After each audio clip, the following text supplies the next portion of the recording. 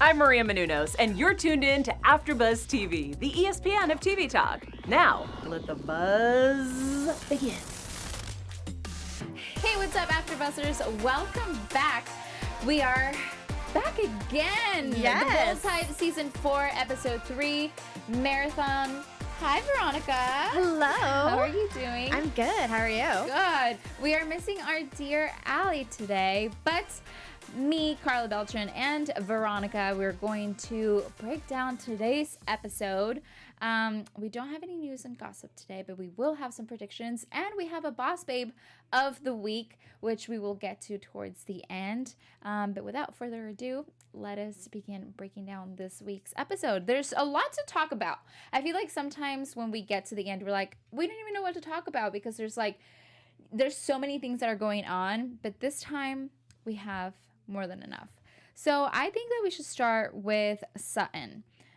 Richard is in San Francisco. How long do you think that this long distance problem is going to last? You mean like how long do you think they'll be able to do it? Yeah.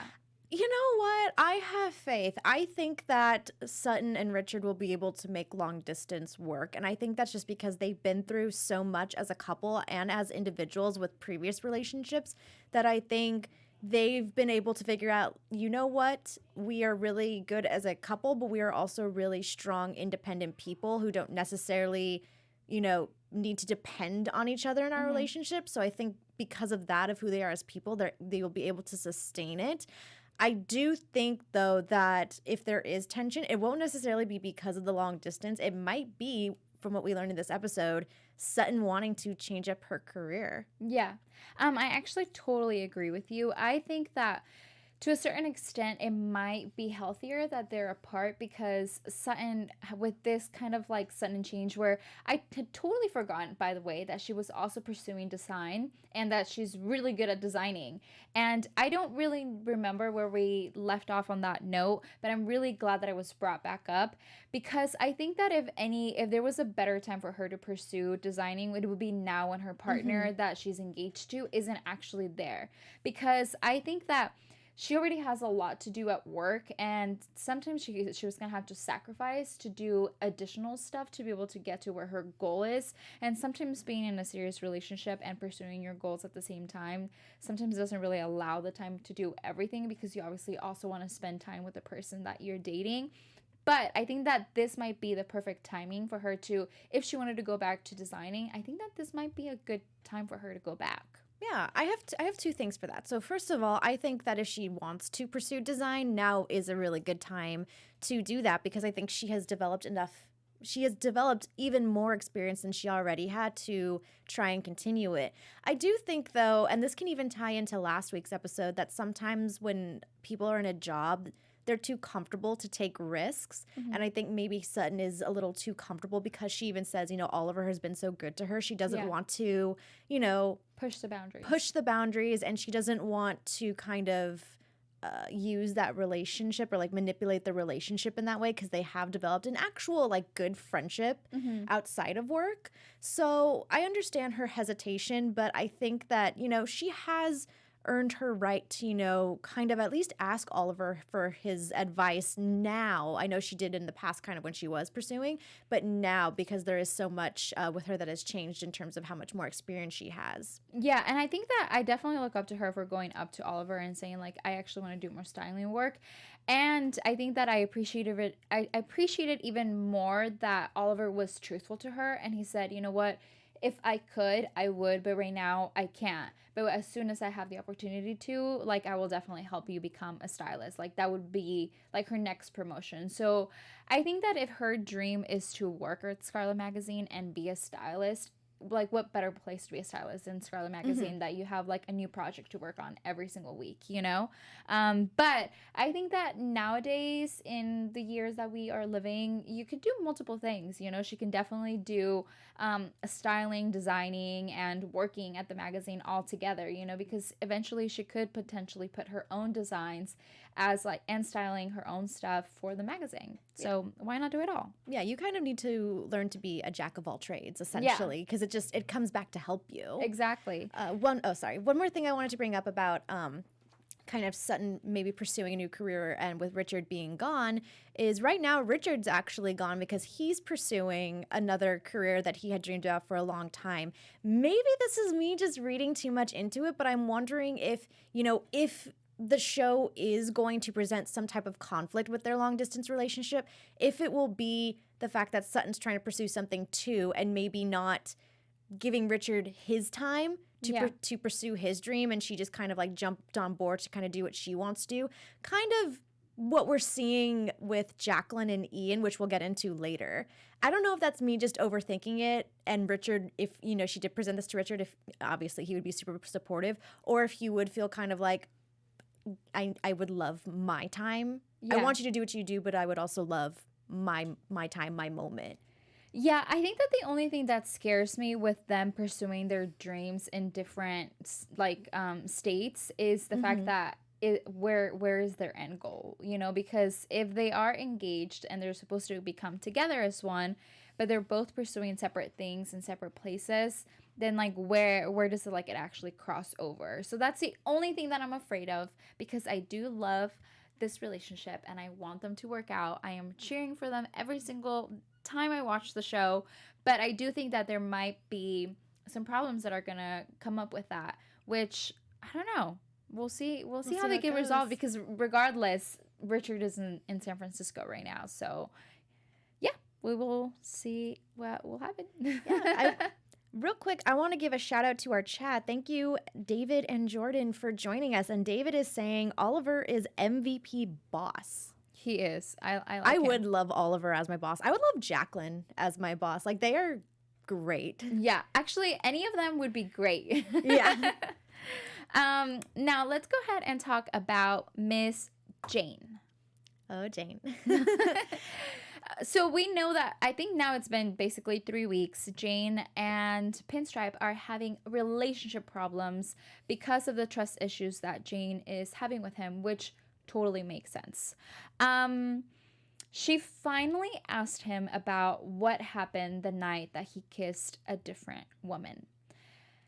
At first I was like, we only saw the kiss and that's the only thing that we saw, so that's the only thing that happened, But right now, he suggested that they try out tantric sex because it's a form of deep connection and it's supposed to be better for their relationship.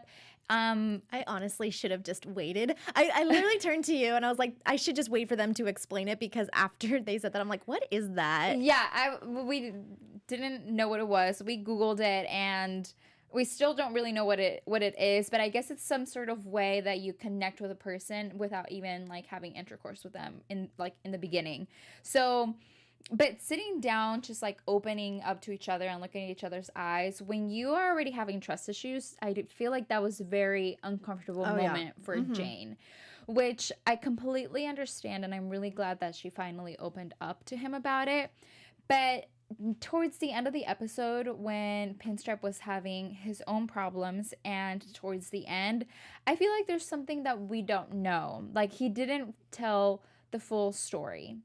So I want to know what you think. Oh my gosh, it's so hard because I agree with you, Karla. Okay. I agree in that. Crazy. No, I agree in that. I think that he does seem suspicious. It seems like he is keeping something from her, and it's very disappointing because I thought this was such a great step for Jane to, she was cheated on, and she's obviously probably thinking the worst because she doesn't know the full story. Yeah. She doesn't want to know because it'll be too painful, but at the same time, what she's imagining in her head is what's causing so much distrust with Ryan, because she thinks it's worse. Yeah. And I thought this was a great step for her to be like, okay, let's talk about it. Let's, put it out there so that I know what happens. And because I know the full story, I'll be able to better move on from it. And I thought that was great. And I really thought that, they would be able to take that and kind of move on from it. But now I don't know. He seems so suspicious. I know. And what I was going to say, I did write it down, is that apparently tantric sex is supposed to be you're supposed to open your heart to each other. So I think that that's also another reason why it didn't work out after Jane opened her heart, is because I think that he didn't fully open his heart to tell her the truth of what actually happened that night. So that is what I think. Also, I am loving this new Jane. Jane is becoming this different person, or not this different person, but she's becoming, I think, more, I don't want to say confident, but I guess in a way she is becoming more confident. I think that she's starting to embrace her femininity a lot. I love that she got a new haircut, and there's a quote that says that whenever a woman who cuts her hair, she is about to change her life. I am so glad that you brought this up, because I literally thought the same thing. I was like, okay, a woman cutting her hair is like that trope in media where, you know, something's going to happen. Am I reading too much into this? No, glad we're on the same page. We're both on the same page. And I love that she's like wearing these outfits where, you know, she gets to walk in first because boobs go first. And it was kind of one of those things where I was like, yes, Jane. And I like that there's been a small transition to it, because we will talk about this more in predictions. But if you're like me and you watched promos before the show came out, there was a promo of Jane hooking up with another man. And she just looked very sexy. And I was like, well, our Jane would never do that. So it would have been really hard to believe. And it would have, like, when I was picturing it, I was like, this is so out of character for Jane. But that's just because I was like wrongfully stereotyping Jane into a stereotype that she's been brought up to us as. But I like that it's been like a small transition of her becoming like this new Jane. And I'm really here for it. I agree. I really like her evolution. And, you know, I will agree and say that she is presenting herself as more confident. But I would say two other things as well. I would say that this confidence is brought on from her conquering her fear. You know, she's embraced kind of, you know, being aware of her body and, you know, taking and being able to hear the results of her mammogram and kind of monitoring that. And she's not afraid to embrace it and learn about that a little bit more. And, you know, what was the other one that I was going to go with? There was two. She's open to talk to Ryan. She's open to, exactly. She was open to talk to Ryan. You know, that's a very scary thing. And she was open to do that. And I think another thing about Jane is that she's kind of breaking down her own box, because I think her character in the beginning was someone who kind of lived based on how other people expect you to live. And I always kind of bring up, like, when Ryan first told her that he cheated on her, you know, she was dealing with that very hard because she thought she had to break up with him because that's what people tell you to do when that happens. But of course, she was on her own journey, and that's a very situational thing. So I think confidence brought on by conquering her fear and also living her life how she wants to, not how she thinks people feel she should. Yeah. And I think it's also the acceptance of not having to be perfect, because Jane when she was like introduced to us, she was a perfect character. Like, everything about her, the way that she dressed, her job, her relationship, like everything was like super perfect. And I think that now she's realized, like, okay, life is not perfect and I'm not perfect, and that's okay. So I think that the fact that she even went to embrace that is helping her grow so much as a character, to the point that I think she might actually be outgrowing Pinstripe. I can see that. Yeah. I can see that. That's just what I think. I don't know what you guys think, but whatever you do, let us know in the comments.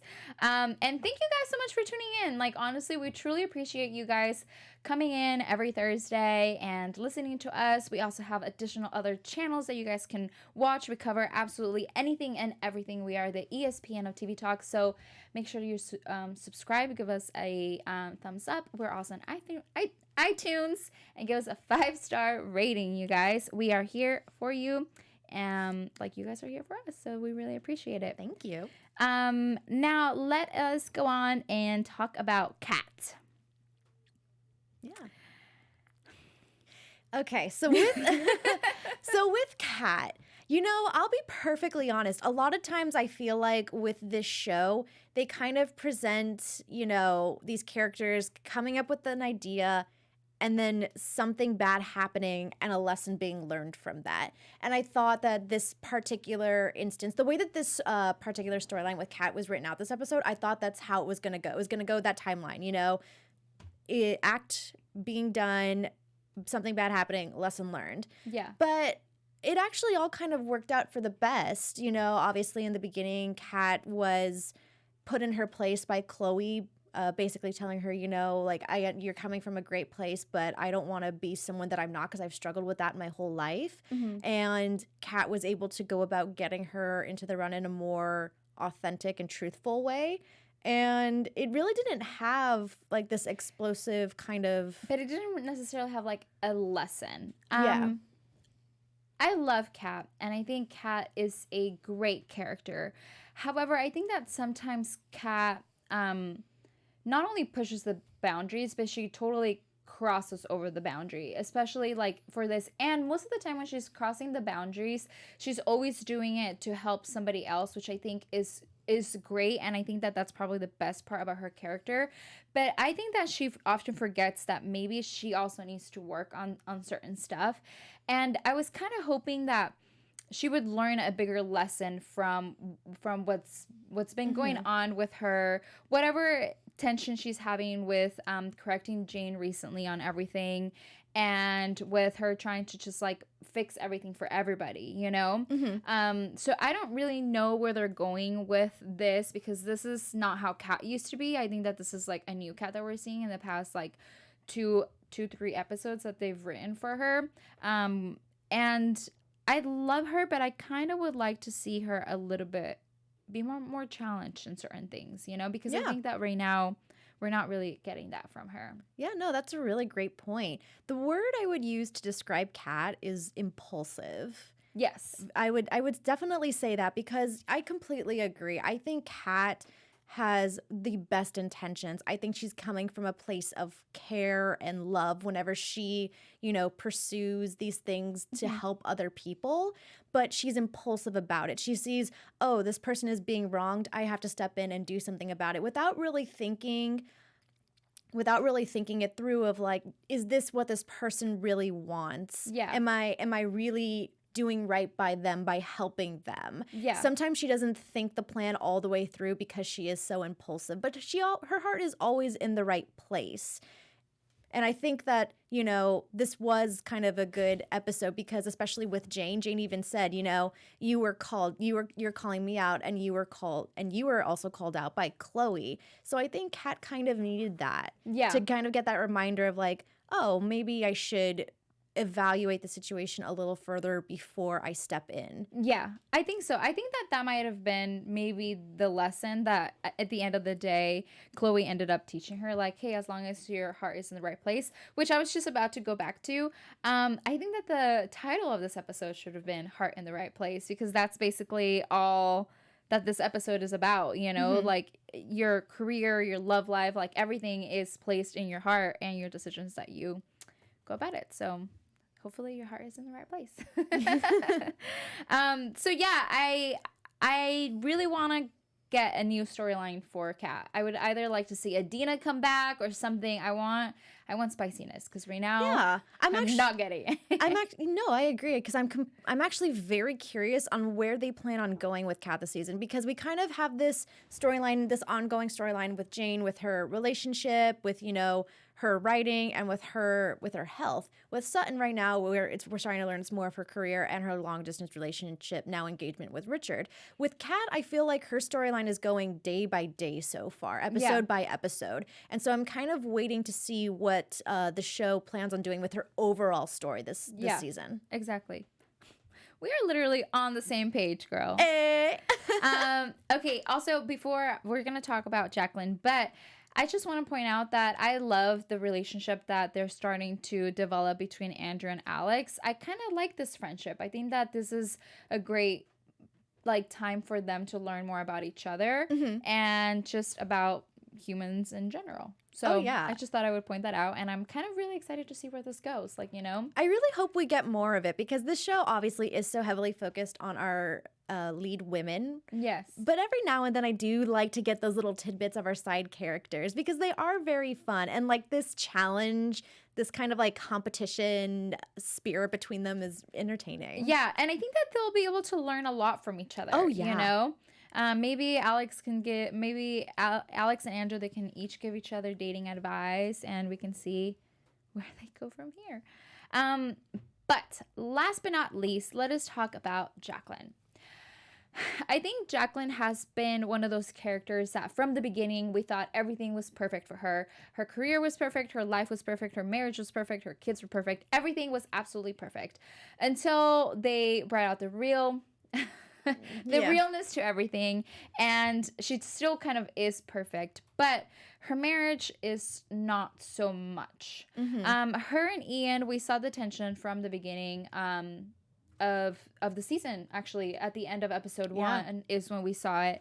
And I know that when we were watching, you said that you think that their marriage has hit a point of no return, where like maybe they can't work it out. But I think that they're about to hit, I think that they're hitting a tipping point right now, because I think that everything was starting to escalate, and then Jacqueline got fired, and then her husband was like, okay, well now it's like my turn to keep on going, you know? But now that she's back, it kind of like, it's not really necessarily pushing him back because he's still going for it. But I think that's kind of a really scary place to be, where like Jacqueline has worked her whole life to be a part of this magazine. She is really good at what she does, and she's still there. But however, the transition to digital and getting rid of Patrick isn't necessarily helping her at home. Yeah. And I think that that's really scary. But also, there were certain times when I was actually upset with Jacqueline, and the only reason why I think I was upset is because like I've been on that end when like you're trying to tell something important to your parent that to you at the time is really important, but they're so into work and they're like on their phone and they're like, oh, blah blah blah blah, and nothing that you're saying to them is important. And like recently I was reading the Four Agreements, and it talks about the art of like, you know, how everybody is an artist, and when you actually pay attention to people, is you're paying attention to whatever it is that they're creating, to their art, and how it's so like you paying respect to them and giving them a value is so like magical and out of, not necessarily out of this world, but it's so beautiful to actually be able to pay attention to somebody whenever they're saying something to you. And I think that art is being lost more and more every day because of social media, and everything is on your phone, and people are walking around and people are always walking and nobody looks at each other. People will do absolutely anything to avoid eye contact, and this is kind of how it was with Jacqueline and her husband, you know, like first of all, she didn't even say I love you back. Like she didn't, or neither of them said I love you at the end of the conversation, which I think it's really important to constantly remind your partner that you love them, even though you've been married for years. And when he was on the phone with her, like explaining like, okay, this is what we're going to do, she wasn't even paying attention. She was like, okay, yes, like sounds good. Okay, bye. And then she doesn't even follow through to what she was saying. So I was kind of a little bit upset with Jacqueline. Like I totally understand where she was at in the workplace, but I just think that there are certain things that I think that your marriage is also just as important as your career, especially when you're getting to an older age, you know, because at the end of the day, you are replaceable and you can be replaced really easily in any given moment, but your marriage should be forever. And yep, that's all I'm gonna say. Yeah, no. Well, that's really great. Rant over. No, but it was a good rant, and you provided really good insight, because in watching the episode, I didn't notice the small things, the I love you, or, you know, kind of like the not engaging in conversation, because I guess I was just focused on like, oh, I know that they're going through a rough patch right now. Yeah. The end of the episode left me very upset because, you know, I turned to you at the end of the episode and I thought to myself, yeah, it really feels like at this point their marriage is done. Yeah. It doesn't feel like we're getting the start of the problem where, you know, the problem is going and they're going to be able to address it and fix it and move on. It seems like they're at the end. They're at like the boiling point of the problem and it's too late to fix. And that was what was very upsetting for me, because I'm like, no, I want to, you know, I understand reality and sometimes this happens in relationships, but I also want to see if it's possible for them to work it out. And I think the thing that I agree with you, Karla, in that Jacqueline, I was a little disappointed in how she acted this episode. I think she is in a very difficult spot right now because she's given so much responsibility with Scarlet going digital and losing Patrick. But I think the thing is in her mind, she's trying to find the balance. Yeah. She's like, oh, we can do the marathon on Saturday, and then, I can schedule this the shoe and the luncheon, and we can do everything. We can do everything. She's just Wonder Woman, and she really can't do anything. In her mind, she thinks she's working it out and find the balance. But I think in Ian's mind, he's seeing as you're up to it again. You're putting kind of yourself first. I think for him, that's basically what it is. She's just putting herself before anything and everybody else. And I think that there's a certain time when it's okay to do that, but there are other times when sometimes it is important to put other people before you. Yeah, and I think with her, when she was originally fired, this was a really great opportunity for him because he was like, okay, yeah, now it's my turn. But now that she has her job back, she's, like I said, in her mind, she thinks she's finding the balance. But I think she's not realizing that by finding the balance, she's still taking away time from Ian. And that's not necessarily what he's looking for or asking for right now. Mm-hmm. No, it's true. From Ian and her kids, because when does she do anything with her kids? She's always working, and they would sometimes work late. So I don't know, but it will be interesting to see where they take this. Honestly, I look forward to it. That's all I can say. So now moving on to our special segment. We are going to choose our boss babe of the week. So I'm going to say the boss babe for me for this episode, and then Veronica has a real life boss babe for you guys. I think that I feel like my answer has been the same for the past. Is it Jane? Yes, it is. And I think it's because Jane is my favorite character. I'll say it straight out. Jane is one of my favorite characters in the show. So I think that's why I think that she's always a boss babe. But this time I think she was a boss babe by actually standing up to Ryan and saying like, hey, you know what? Things aren't right and we need to make them work. And it takes a lot of courage for you to be able to admit to yourself that your relationship isn't going okay, and B, to try to do something about it, So for her to be actually pursue that and be like, okay, we need to talk, I just think that's boss. So there it is. I agree. She did have really good moments. I love how she conquered her fear, and I definitely see where you're coming from. Thank you. Now, for me, I actually am presenting today a real life boss babe. So for anyone who is a huge TV nerd, which a lot of us here at AfterBuzz obviously are, there's a lovely docuseries on Netflix called Cheer. And it's a 6-episode docuseries that follows the Navarro cheerleading squad in Texas as they're, prepping for their next performance in Daytona for the national championship.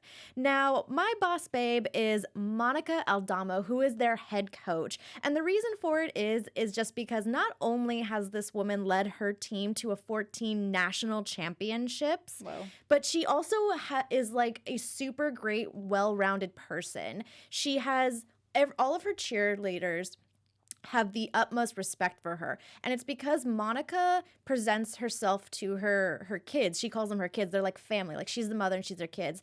Because she's tough love when she's coaching, but she will always be there for them if they're going through a hard time. And, being a young adult in your 20s, which are probably some of the most unstable years of your life. Yeah. Like you need that support system, and that's how she presents herself to her kids, and they know they can go to her for anything. And not only, does she help them in anything that they're going through, she's also built a wonderful sense of community in Corsicana, Texas with this team. The people there love Navarro cheer, they love Monica, they love the sport, and she's really built a community around the sport and given a new respect to cheerleading, because sometimes people are still iffy about it. And she's a very educated woman. She has an MBA in business, and she wanted to go to Wall Street, but she chose not to go and instead be this cheer coach. And she's just rocking it. She is taking what she learned in business school, applying it to being a coach. So amazing. Is a well-respected person among her community, has built a community, 14 titles. You go, girl. You go. What can she? Another Wonder Woman for sure. I love that. We should do Boss Babe more often. Okay, now it is time for predictions. Your AfterBuzz TV predictions. Okay, so I am going to predict that Adina is going to be coming back for Kat. Sutton is going to try to be an influencer, and I don't know how much she's actually going to like that. I think that Kat is going to like it more than Sutton. And I think that might be the little storyline where Sutton teaches Kat a moment where, like, you don't, like, she doesn't need to be the shining knight in armor for, like, everybody. And I think that we're gonna get a little bit more into, I think that Jacqueline and Ian are gonna try and save their marriage, and maybe we'll see a little bit about marriage counseling or how she starts to balance her life and work a little bit more. And Jane, as you guys already saw in the previews, she is definitely going to get with another man, and we are here for it. Yeah, I definitely think something's up with Pinstripe. I think he's holding something back. I hope he doesn't present the option of Jane going to go hook up with someone else to kind of balance the scales, because that's just opening up a whole can of worms. So I hope that's not his intention. With Jacqueline, I'm curious if she's going to, because sometimes you want to find comfort in talking about your issues with people. I wonder if she's going to find comfort in discussing her marriage with, was it RJ? RJ, yeah. Because it seems like they're bringing him up more this season. I'm like, well, is he going to play a bigger part? Like, what's going to happen? And I wonder if she's going to discuss her marriage with him. That's good. And just maybe trying to find an ally in all that she's going through. I like that. And also I wanted to say, I think that Pinstripe telling Jane, like, well, do you just want to go kiss somebody? I don't think that he actually means, like, oh, go kiss somebody. I think that was just, like, I think that for me, I think that that's just him saying, like, oh, you should go do this. But that doesn't mean she should go do it. But we'll see. We'll see. Well, you guys, thank you so much for tuning in tonight. I am your host, Karla Beltran, and you can follow me on Instagram. I am Karla Beltran. And where can they find you, Veronica? Hey, everyone. You can find me, Veronica Valencia, on Twitter and Instagram at It's Me, Veronica_V. We will see you guys next week. Allie will be back. And until then, follow AfterBuzz TV on all social media platforms at AfterBuzz TV. Ciao.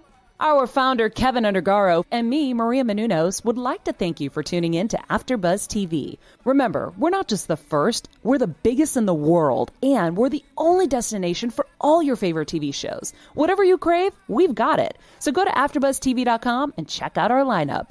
Buzz you later. The views expressed herein are those of the hosts only and do not necessarily reflect the views of AfterBuzz TV or its owners or principals.